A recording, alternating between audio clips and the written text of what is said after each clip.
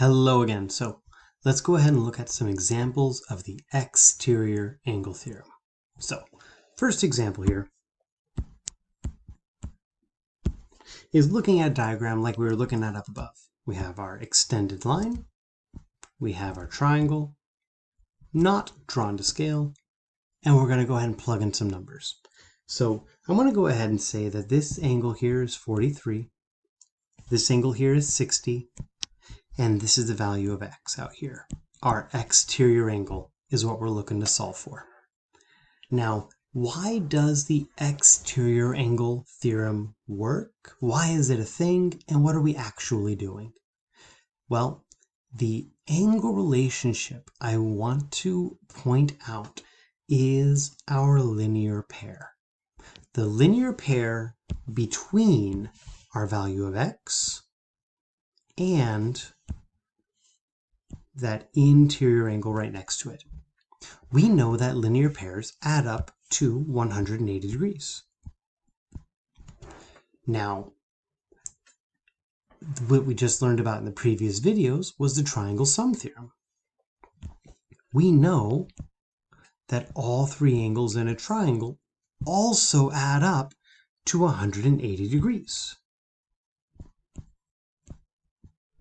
It's not necessarily just a coincidence that we have 180 degrees inside the triangle and 180 degrees outside of the triangle, and they both share this green angle. If we ignore that green angle, then what we really have is that our angle outside, the value of x, is going to be the same as the two angles on the inside. Let's go ahead and just find our green angle here to help make that a little bit more concrete. So we know by the triangle sum theorem, all three of those angles equal 180 degrees. So really we have 43 degrees plus our 60 degrees plus our green angle, I'll go ahead and represent with a question mark, equal to 180. So the value of our green angle here is 43 plus 60, 103.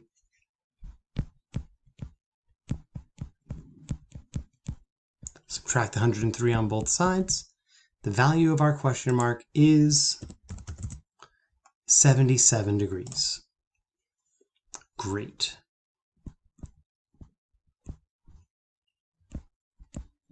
So what we just said was that our first angle, I'll go ahead and emphasize here with blue, 43. Our first angle of 43 added with our second angle, I'll go ahead and emphasize here with, oh, what color haven't I used yet? I've used so many colors. Orange. 43 plus 60 is our 103. That 103 is being added to our question mark, which we just discovered was 77, to equal 180. Well, let's apply that to our linear pair. Our linear pair would say that the same question mark is being added to x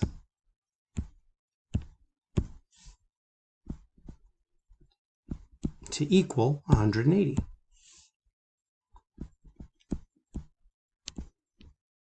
So by the triangle sum theorem,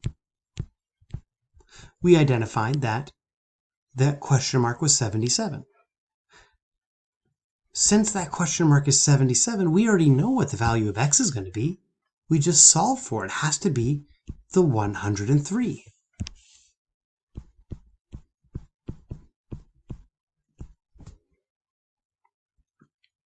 Because of the fact that the linear pair and the triangle sum theorem are both supplementary, because they're both adding up to 180 degrees, we know that the two remote interior angles, the two inside angles, add up to the outside angle. They both equal 103 degrees. Our value of x is the 43 plus the 60. It is the 43 plus the 60 because of the fact that they're supplementary with that unknown 77. So if I say it as a sentence here, essentially, the exterior angle theorem lets us skip a step. The exterior angle theorem lets us set our value of x equal to the two angles that are not next to it on the inside. So the value of x is equal to the 43 plus the 60 to equal 103. Let's look at another example here.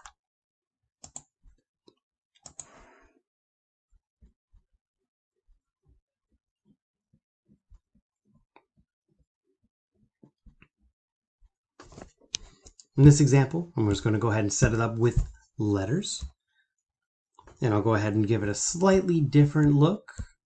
Still using the exterior angle theorem, but the extended line is above the triangle this time. Now, let's go ahead and call this X, Y, Z, and W. The exterior angle theorem tells us that W is equal to X plus Y.